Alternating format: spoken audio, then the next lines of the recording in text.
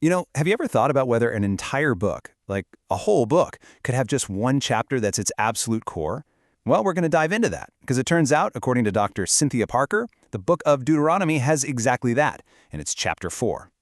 I mean, listen to that. The heartbeat, the drum beat. That is such a powerful image, right? It's this idea that everything else in the entire book gets its rhythm, its actual life from this one single place.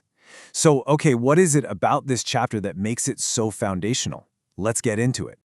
Well, the main reason it's called the heartbeat is because this is where some absolutely crucial themes show up for the very first time. I'm talking about words and phrases that are born right here in chapter 4, and then they echo all the way through the rest of the book. And structurally, it's pretty cool. It's what scholars call a hinge chapter. Think about it. The first few chapters are all about Israel's history, where they've been. And the chapters that come after lay out all the laws, how they're supposed to live from now on. So what does chapter 4 do? It's the pivot. It's the bridge that connects their past directly to their future. So this one chapter introduces some massive ideas. First, it hammers home that their history is absolutely essential. Then it drops this really shocking idea that they could actually be exiled from the land. But right after that, it offers this beautiful hope of restoration. And the whole chapter, kicks off with one central command, a word we're going to get very familiar with: listen. All right, so that command, listen, that's basically the engine driving this entire chapter. But we've got to be clear, this is about so much more than just, sounds hitting your eardrum. It's a call to a whole way of life. So the Hebrew word here is Shema. And Shema doesn't just mean, hey, hear this and maybe think about it. No way.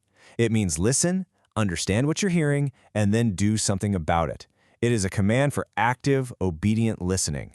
It's a kind of hearing that has to lead to action.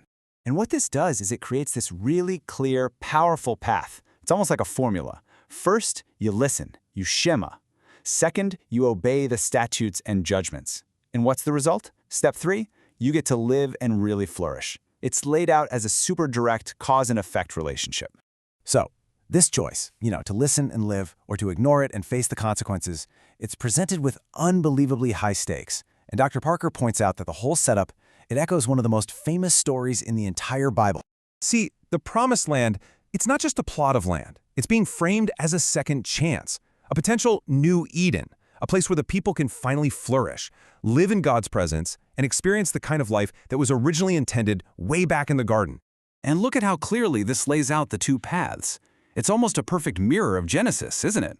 If you obey, you get flourishing in life, a new Eden. But if you disobey, it's exile, it's death, it's the garden being lost all over again. I mean, the stakes just could not be higher.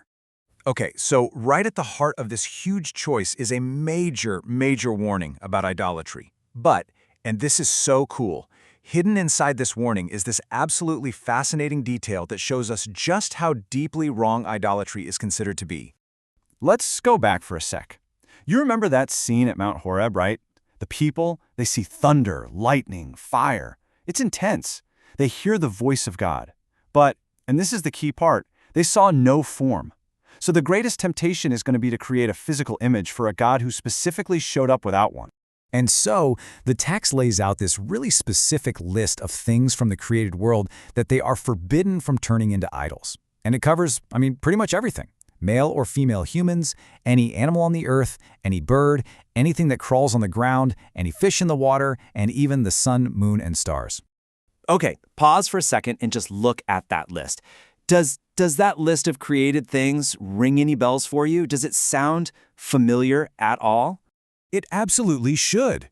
Because get this, it's the creation story from Genesis, but in reverse. It's totally backwards. The list starts with humans, who are created on day 6, and it works its way all the way back to the sun, moon, and stars from day 4. And this is the big aha moment that Dr. Parker points out. Think about it. Men and women were built in God's likeness.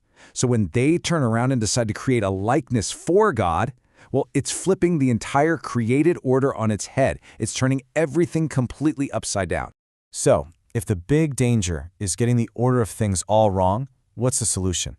Well, it all comes down to one really powerful idea: memory. And it's really clear what they're supposed to remember. It's got nothing to do with their own efforts or their own power. No, they're told over and over again, Remember God's mighty acts. Remember the story of what happened at Horeb. Remember your shared history. It's all about the story of who God is, and, because of that, who they are. Okay, but this brings us to a really surprising, kind of mind-blowing question. In a book that is literally about to be filled with hundreds of laws, what's the one thing they are never, ever explicitly told to remember? The laws. I know, right? Isn't that wild? They're told to obey the laws for sure. They're told to do them. But the primary command, the thing they have to focus on remembering, isn't the law code itself. It's the story. It's the character of the God who gave them the laws in the first place. And really, at the end of the day, it all boils down to this single verse. Everything they saw, all that they went through, it was all shown to them for one reason, so that they would know who God is. The story, the relationship, that comes first. The laws are just how you live out that relationship. And that really leaves us with something to think about, doesn't it? Deuteronomy is all about passing a story down through the generations.